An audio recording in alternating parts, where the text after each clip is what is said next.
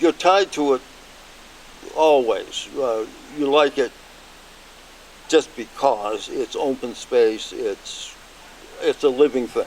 The dirt's alive, and it just transfers the life to the vegetables. This is a kind of a Zen way of looking at it, but it works for me.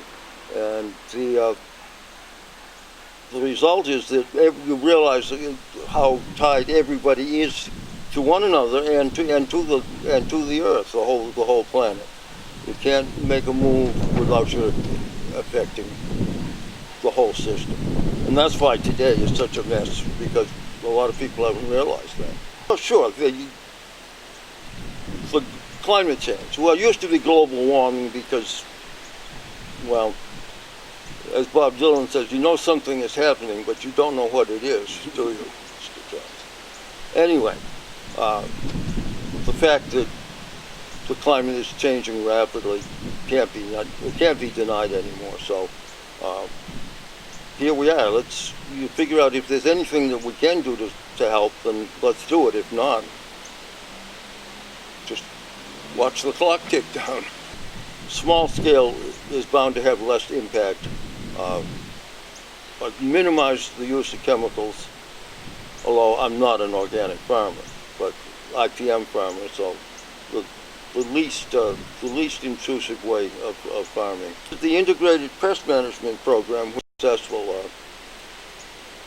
It's pretty easy to do, and essentially what you're doing is working with beneficials whenever possible, and only applying pesticides when there's no alternative to significant economic loss. We're willing to suffer a little bit from the insects, but not 100%. And more and more, I think organic farming will have a place. It's tough to get started if your farm has been conventional for all these years, because you do have to clean up the ground, even though there may be no harmful stuff going on. It takes a while for what was there to work out of the soil. So, you're looking at 5 to 10 years to get organic certification if you start with any kind of a conventional farm. I knew the woods pretty well. Between hunting and fishing, I had tramped pretty much everything within a couple of miles of here, including the Nashua River bottom. Back then, the river was a far cry from what you see now because of the pollution from paper mills and city sewage. Literally, the river would turn color depending upon what kind of paper was being made in Fitchburg. Even as far down as here. River. All this way from Fitchburg. And whenever there'd be a flood, when the water receded, it would leave a little scum of paper everywhere.